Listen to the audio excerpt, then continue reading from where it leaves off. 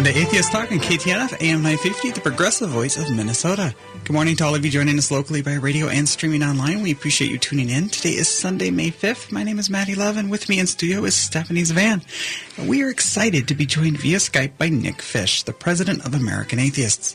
This is an open conversation. We welcome and encourage listener interaction with your phone calls to 952-946-6205, your emails to radio@mnatheist.org, comment on the Facebook thread, or tweet us over at Atheist Talk.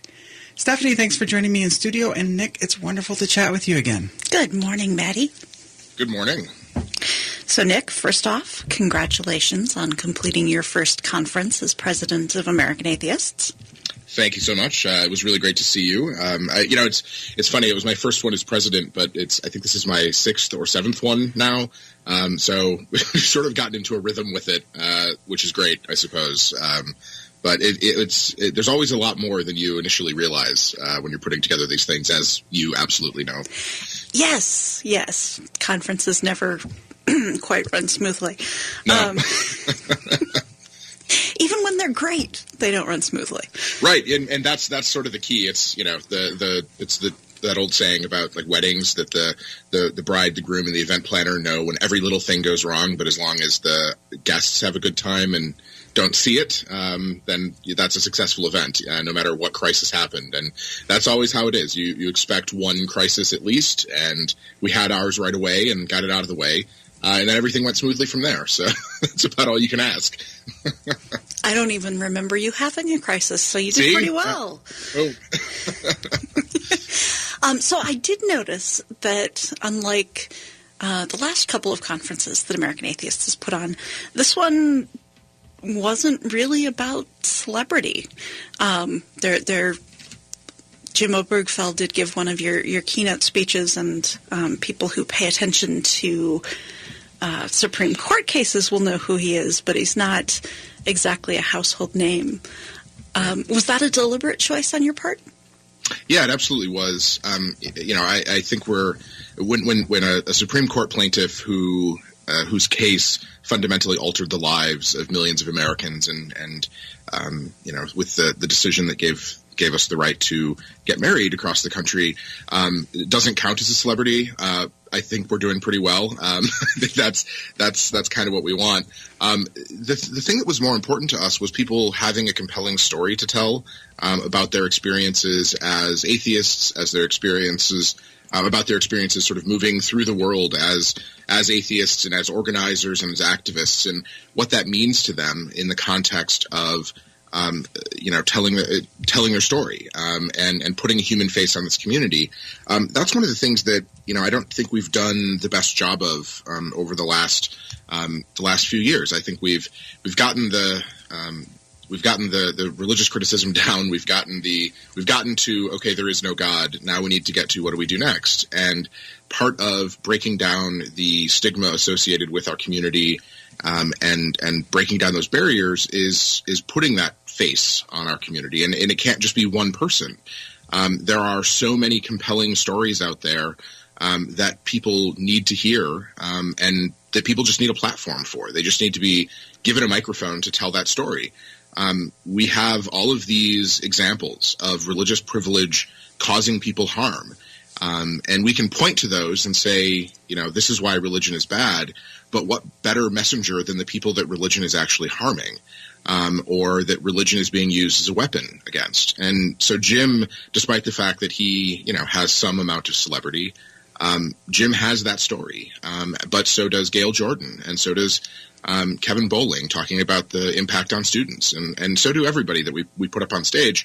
And that's why I thought it was so important for us to think about the way that we programmed and the way that we gave people a platform to highlight those stories. And that's why, the theme of the conference was everyday activism, and what can we all do in our communities to move the needle toward equality.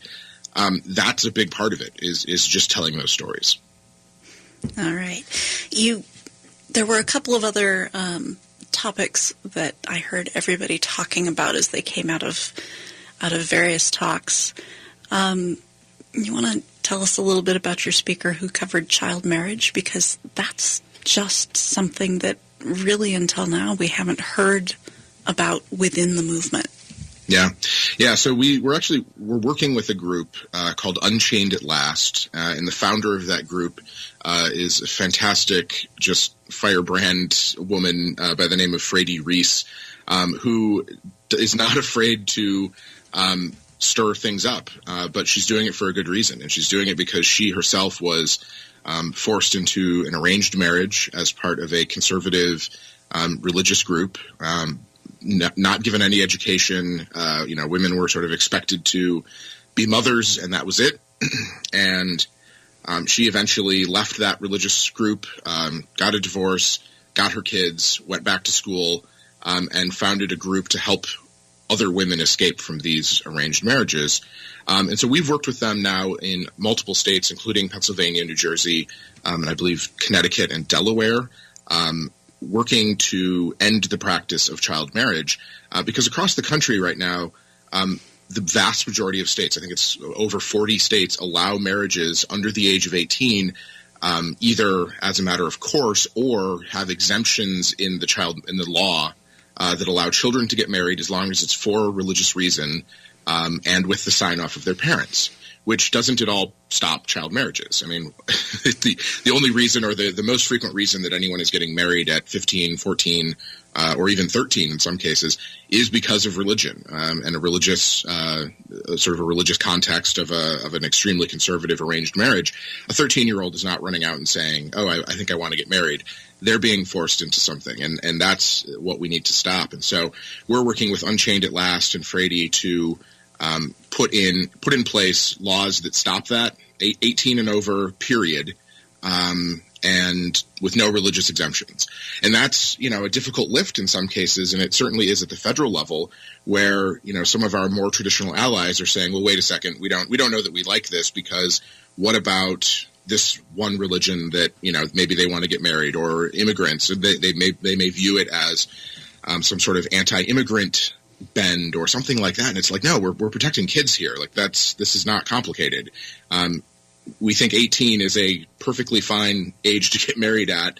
And, if there's an exemption that needs to be made, then, religion isn't it. And it's really unfortunate that we're running up against a lot of resistance from all sides of the political spectrum, quite honestly. But it's a huge issue that no one talks about, not just within this community, but nationwide. Nobody thinks that this happens in the U.S., and yet the numbers are pretty stark when you start digging in on exactly how many kids we're talking about. And just worth pointing out, a lot like when we're talking about teen pregnancy, we're not, for the most part, talking about, say, two 13-year-olds who go to their parents and want to get married. We are mostly talking about young women marrying much older men.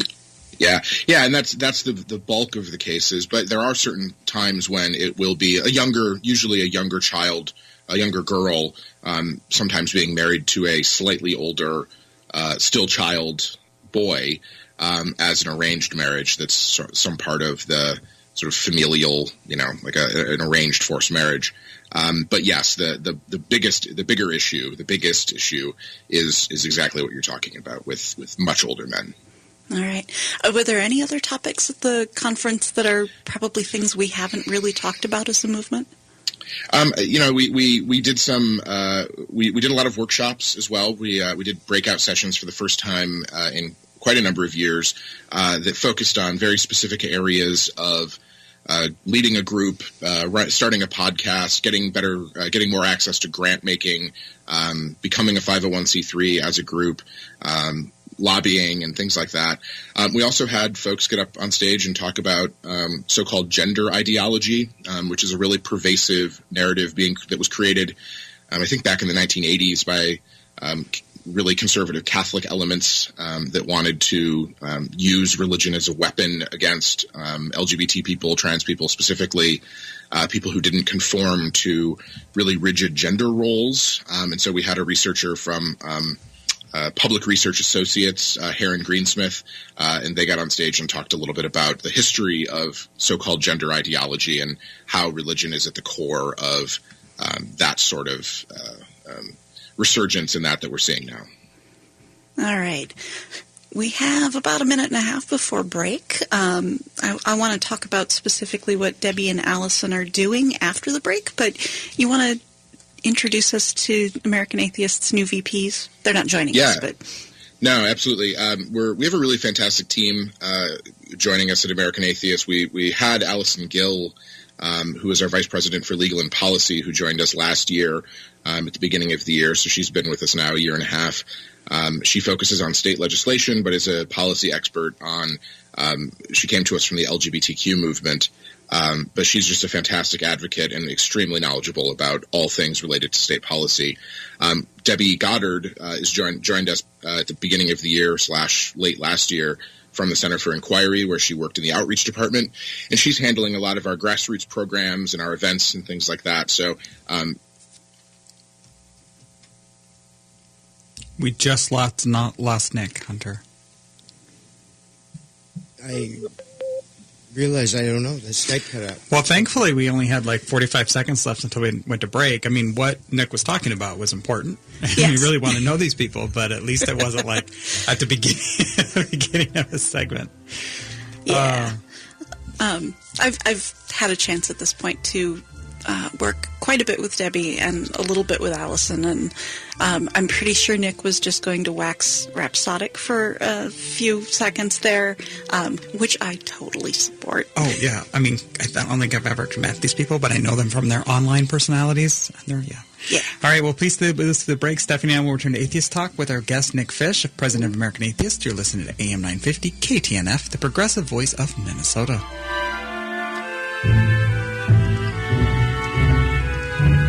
Welcome back to AM 950 KTNF, the progressive voice of Minnesota. You're tuned into Atheist Talk. I'm your host, Maddie Love, joined in studio by my co-host, Stephanie Zvan. And in just a moment, we'll return to our guest, Nick Fish, President of American Atheists. I know you just finished listening to commercials, but I wanted to give my weekly thank you to both Minnesota Atheists and Cucumbers Restaurant in Edina for their support of Atheist Talk. If you've listened to Atheist Talk in your car, consider taking 62 or 494 to France Avenue, and then heading over to Cucumbers and join Minnesota Atheists for brunch today.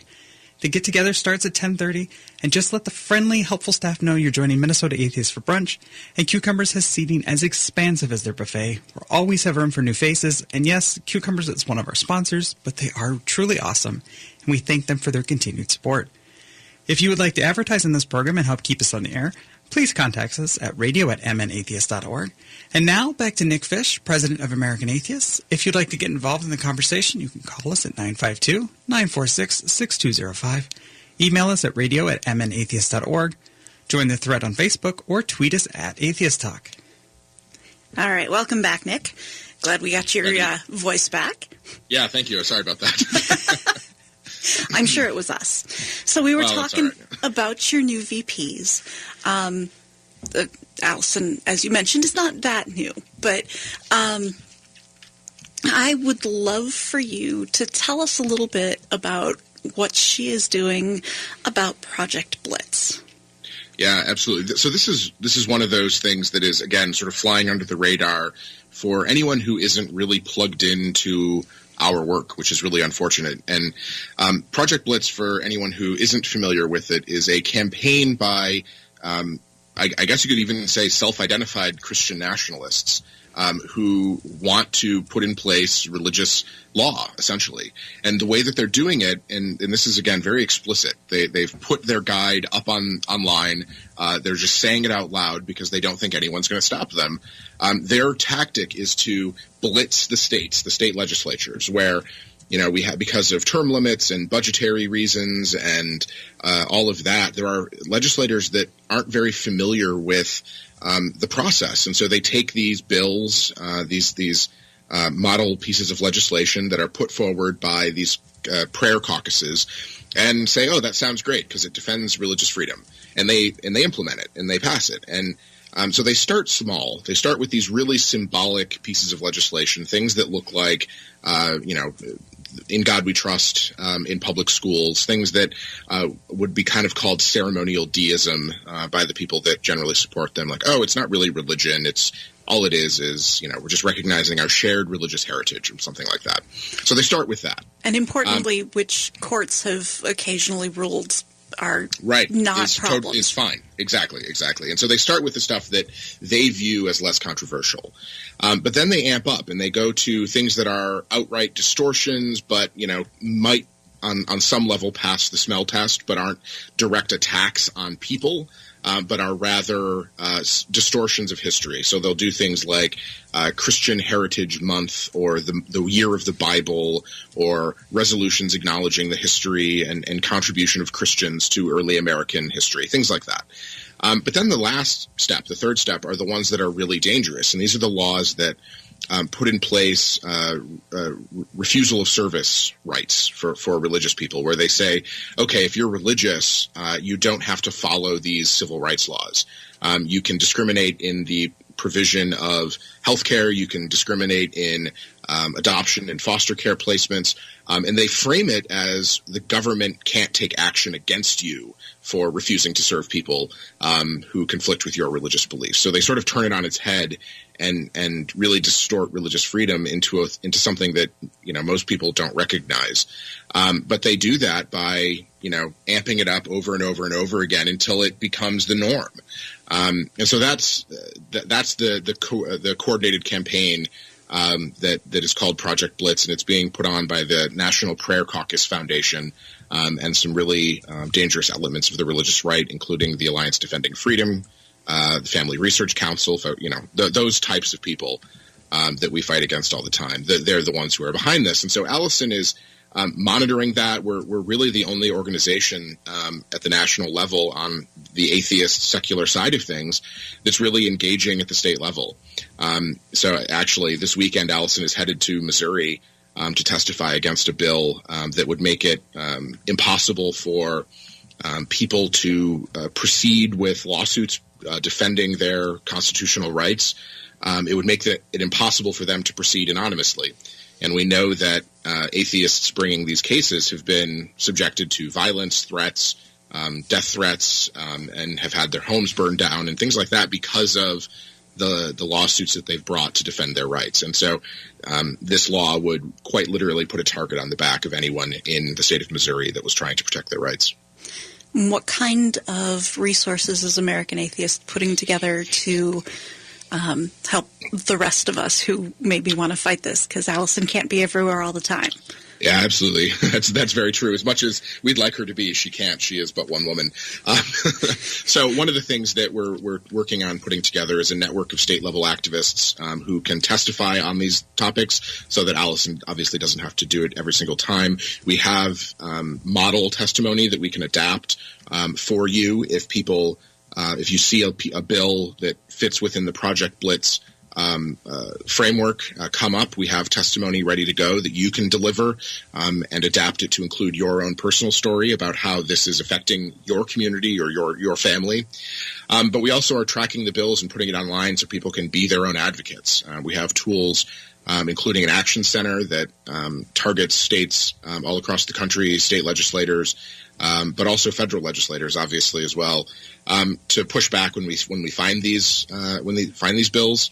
And so we're trying to use our resources at American Atheists as sort of a force multiplier, so people can be their own advocates and can use the tools that we've developed as citizen activists, as on-the-ground lobbyists. And so the great way to find those tools is to go to blitzwatch.org. Which is a website that we've created to keep an eye on Project Blitz and to put out resources.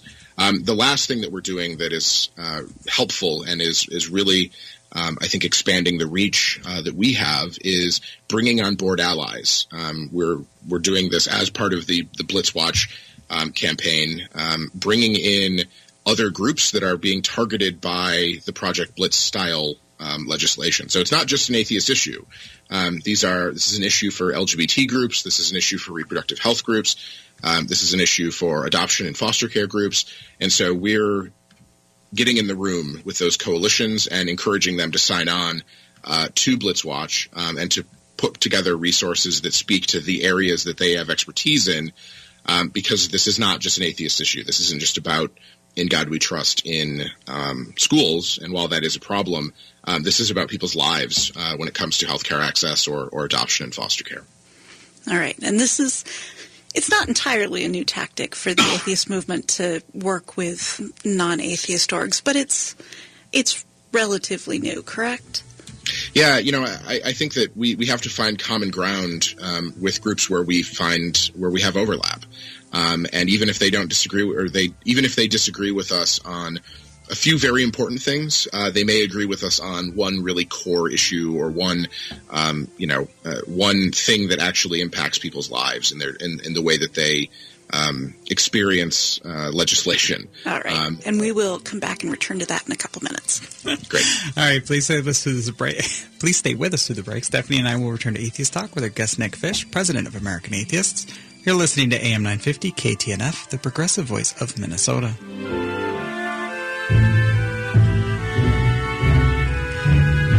Thank you for tuning in to Atheist Talk on AM 950 KTNF. I'm your host, Maddie Love, in studio, Stephanie's van, and we are chatting via Skype with the president of American Atheists, Nick Fish.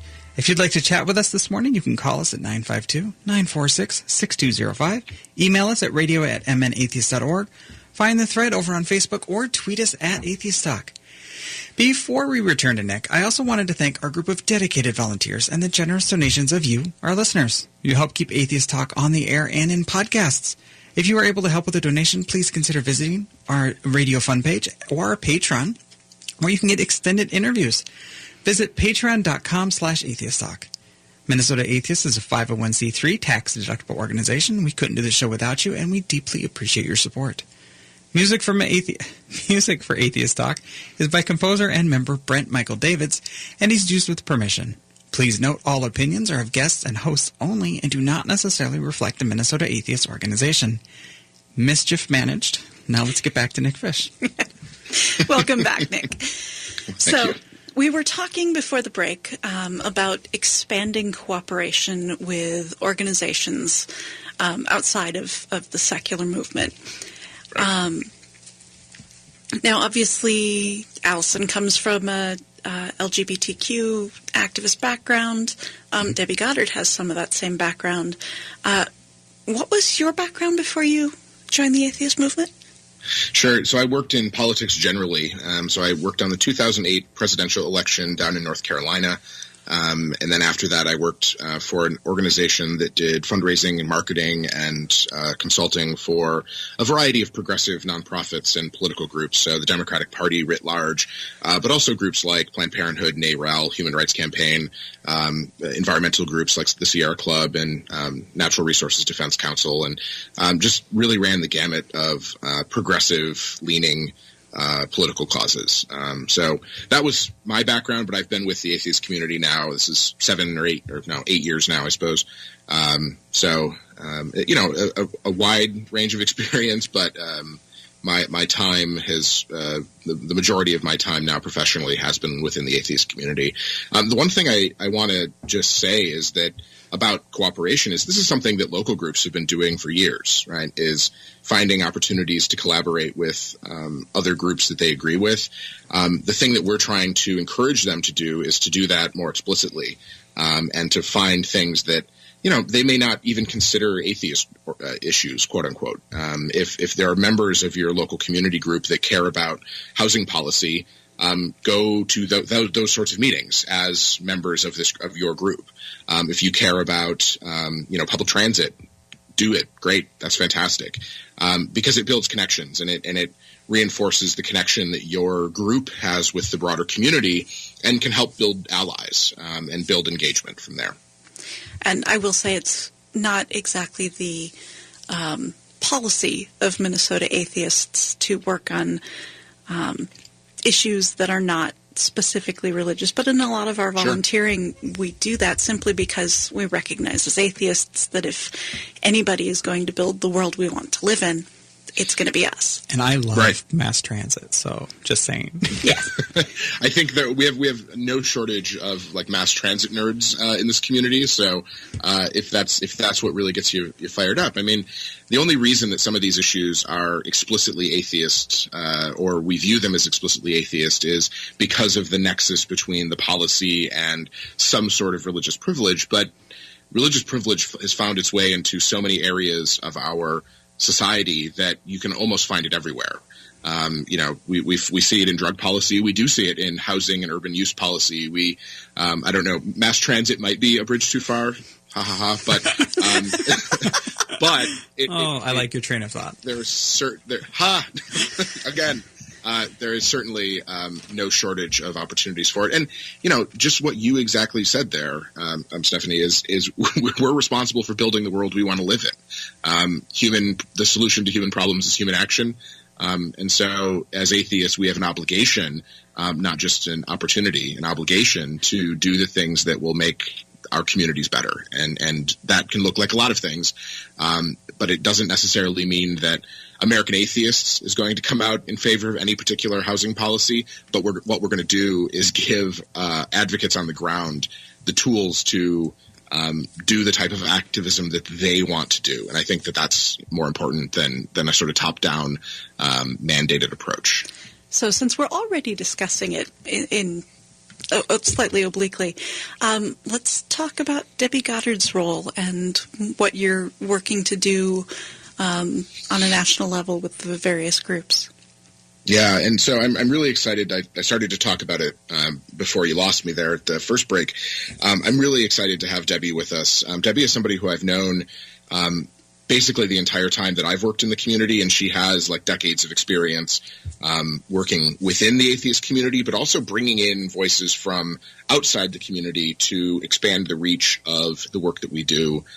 And to, challenge our preconceptions and force us to reevaluate what works and what doesn't work. And so, excuse me, she's somebody that when I got the call about becoming president of American Atheists, the first thought in my head was, okay, who can really take our local work to the next level? And the answer to that question immediately in my head was Debbie Goddard. So we posted the job, and I sort of said, hey, Debbie, you should really consider applying for this job because I would love to work with you. And thankfully she did. And, and now we've sort of got our feet under us now that our conference is done, and we can actually start the hard work of building resources and toolkits and trainings and programming to empower those local activists. And so that's going to look like, us going into coalition partners and saying, here are some groups that we have in these areas that would love to work with you. Make those connections so that people on the ground can get connected to people that they, maybe hadn't considered or had considered but weren't sure which steps to take to get over that initial hump of, how do you even get your foot in the door? And so that's what Debbie is going to be doing is building those resources, sort of leading the strategy of how we can collaborate with these groups in concert with what Allison is doing on the policy side of things. So there's an awful lot of training that's going to happen. There's an awful lot of toolkits and resources being developed.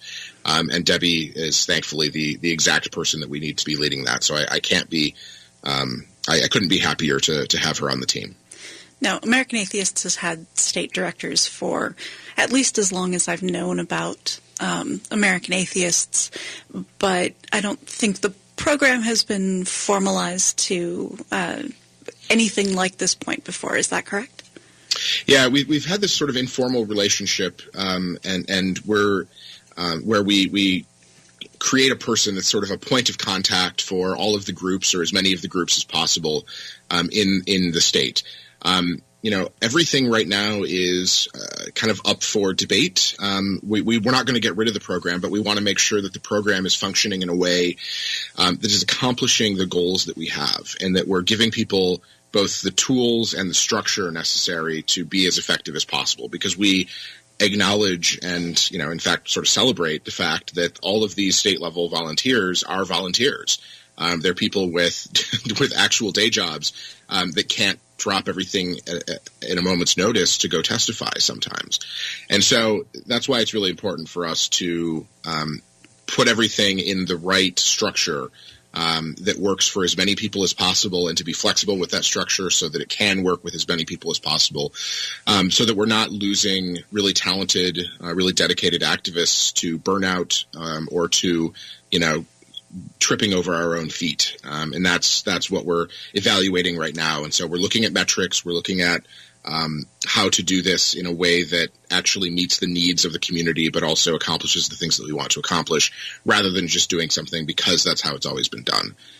So that's part of what Debbie is doing right now, is building out that framework now that we're on the other side of the convention. And I do want to come back to training because I am a complete training geek. But before I do that, you are also looking for another person to help with this project, correct? What is it that you're looking for? Well, we're finalizing the job description right now, but at its core, we're looking for an organizer. We're looking for somebody that can motivate and train and sometimes do the hard work of actually getting people from point A to point B to make activism happen. And the great thing that we're #blessed to have is people who are exceedingly good organizers that are already plugged into this community and plugged into this organization. And so we have a lot of interest already before we've even finalized what the job description is going to be or what or posted the job. But at its core, it's going to be about organizing. It's going to be about mobilizing, and it's going to be about building bridges with allies wherever we can find them to accomplish both policy outcomes, but also to build communities. All right. And for people who might be interested in this, because that might be a couple of people in our listenership, what is the actual position that people will be looking for you to post? Yeah, it'll probably be called Field Director, I believe, is the title that we're going to use there. But it will be a field program or a field position. And so they can just check out our website. It'll be at atheists.org/careers as soon as we post it. It'll go up on all of our social media. And we'll also probably send out a few emails internally to anybody who's already associated with the organization. So just keep an eye on social media channels. It'll be the first new job that we post, hopefully of many, because the need is very great right now. There's again, no shortage of work to do. And so if there's someone out there who maybe it doesn't have the time to do that sort of field organizing, but has the resources to help us in other ways, you can also visit atheists.org/donate. If anyone has large sacks with a $sign printed on the side of them, we're happy to accept those as well. Will you take piles of gold coin as well? Yes, absolutely. We'll take anything we can translate into paying our organizers. I'm happy to do that. And we do have about a minute before going to break again, but what kind of general ways are you looking at doing this training? Yeah, the training is going to be in as many formats as we can put it together. So there will be guides, guidebooks, manuals, things like that. There will be webinars and video series and things like that, but also in-person training. We know that the best way for us to do training is to do it in person. That also looks like training trainers. So it's not just us coming and training you. It's training people that can then train the next set of people as well. That's mastery. Can we use the word training anymore? I'm going to try to inject it as many more times into this conversation as possible because it is so important, yes. Okay, we will have one more segment, and as I said, this is one of those things that delights my geeky little heart, so we will come back to that. I'm training for it right now. Maddie, do you have a pun you need to add? Because no. This is a tradition. Really? I don't pun anymore. Covered, yeah. That's not a track I want to go on. I've out-punned. She's speechless. We'll return to our guest president in training of American Atheists, Nick Fish, right after this short commercial break. I'm Maddie Love in studio with Stephanie Zvan, and you're listening to Atheist Talk on KTNF and AM 950, the progressive voice of Minnesota training. Welcome back to AM 950, KTNF, the progressive voice of Minnesota. You're tuned into Atheist Talk. I'm your host, Maddie Love, and am joined in studio. I'm sorry, I'm a host in training. In studio by Stephanie Zvan, and we are happy to be joined by President of American Atheists, Nick Fish. Well done, Maddie. So, obviously, the subject of the moment is training. And we're talking about training at this point the leadership of affiliate groups and potential activists who are looking to work with American Atheists. What kind of topics do you want to be offering training in, Nick? Yeah, this is one of those questions that I hope really gets everybody's nerddom fired up here, because there are best practices out there that you don't even necessarily know are best practices, or you don't even think about when you're first starting organizing a group. This can be anything, from the really exciting to how do you organize a protest, how do you find where to get protest signs, who do you contact, what sort of permitting do you need, things like that, to the stuff that some people think is really boring but is really important for the long-term vitality of a group. Things like bylaws. What do you do for succession planning? That's really important stuff that can be the life or death of an organization over time, because nobody really does this forever. And if you do, you're going to suffer from burnout. And so we want to equip people with the tools that they need to make sure that their group is successful in the long run, not just successful for a few years until they get so tired of doing everything in their group that they just have to take a break, or they're going to, literally burn out. They need to know how to delegate. They need to know how to find programming. But some of those those more boring things about best practices and fundraising and keeping a membership database and fundraising acknowledgments and all of that, people don't think about when they're setting out to do activism or to build a community. But it's really important stuff that you need to be trained on, because it isn't obvious. We were sort of talking before the show about this, that there are so many things out there that aren't obvious, that aren't what you would call common sense, because they're very counterintuitive, right? And there's no shortage of those even within the nonprofit management space. And so we need to train people on those so their groups can continue, because starting a group is great, but keeping a group for 30, 40, 50 years is even better. And I will say, without reference to any particular group or incident, because we see this every year within the movement, these are the kind of things that they're not necessarily the exciting parts of running an organization, but they're the kind that can take your organization down if somebody does it wrong. Yeah, and and this isn't anything that even national groups are immune from. And not even within just the atheist community. This is the sort of thing that you see across communities, across movements, across every different issue area, where things aren't planned for appropriately and something happens. And if you don't have contingencies in place, if you don't have mechanisms and structures in place, it can really be the death knell of what was a very successful organization, if you're not prepared for it. And so that's why it's really important to put in place, robust succession planning, really strong bylaws that aren't ambiguous in any way about structures and procedures, because it's just good governance, and it gives confidence to people that are supporting your work, if you're putting in place those structures, and that's a really important part of it. You mean it isn't enough to be right on one big question? We actually have to execute? No. Okay. That's stunningly true, yes. Absolutely. I don't feel like it's a question you can be agnostic on. I did want to touch back on the conference this year. There were two men in particular who were talking about building more welcoming communities. Kevin Bowling was talking about literally how not to drive students away from the movement. Mm-hmm. If you're in it's not really an adult org because these students are adults, but if you're in an established community org. And Zachary Moore was talking very much about how do we create a movement that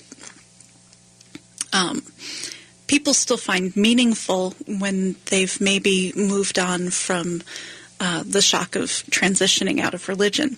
Mm-hmm. Those are topics that are usually handled by women in this movement. Was that a conscious choice on American Atheist's part? Well, I as much as I'd love to take credit for that, no, not necessarily, except to the extent that I knew Kevin was going to talk about students and how to build structures, again, that are responsive for students. Zach, though, we wanted to democratize the way that our convention speaker proposals happened. Instead of us just reaching out and filling the needs or filling the spots that we had, we wanted people to be able to propose topics and be thoughtful and give feedback on what they wanted to hear at the conference by putting themselves out there. You presented a workshop as well. We had lots of really fantastic people submit really great proposals, and they submitted proposals that we thought would resonate with the community. But I do think that both of those topics are extremely important. Religion is about more than just the dogma. It's about the community, and it's about that sense of belonging. And it is about finding meaning or purpose in doing something larger than yourself. But religion doesn't have a monopoly on those things. And we need to get away from being afraid of replicating the things in religion or the things that churches do that work, as long as they're consistent with our values. And I think having a strong community that is welcoming and affirming and, again, where people can find meaning, there's nothing in tension with our values there. And so we should absolutely do that because it's part of what it means to organize groups. That's at the core of any type of group. So that we wanted to emphasize that, certainly. So as one of the people who is organizing workshops at Skepticon, I happen to have some inside information that American Atheists will be doing some of this training there. Is that something you would be prepared to give a quick plug for, or? Yeah, absolutely. We're really excited to be sponsoring Skepticon. We're really excited to have Skepticon back this year. So we will be there. If you want to support Skepticon, certainly come see us. I don't have the dates immediately in front of us. Maybe mid-August. You do mid-August. August 13th through 15th, I believe. 13th to the 15th, perfect. We're sponsoring Skepticon. We'll be there. We'll be doing trainings. But Skepticon has always been a really fantastic place for people to come get really good training and to connect with like-minded people. And that's why we're so excited to see Skepticon back and to support the work that they're doing. All right. Thanks, Nick. And I will also just mention that we're going to have you back on the radio soon. Yay. Starting, soonish at least. Oh. I won't make any promises for Nick's timeline. That's probably not my job. But thank you for joining us today and giving us a taste what American Atheists is up to. All right, well, always a pleasure to be here. Thanks, Nick. Thank you for tuning in to Atheist Talk. We'd love for you to join us again next Sunday. And if you missed an episode live, you can always catch us on your favorite podcasting app. Please join us for brunch in just a few minutes over at Cucumbers. Proud to be on the air with Minnesota Atheists. Hope you enjoyed the show. The show depends on the generous support of our listeners, members, donors, and sponsors. Please consider supporting the show through the donation link at mnatheist.org. This has been Atheist Talk on AM 950 KTNF.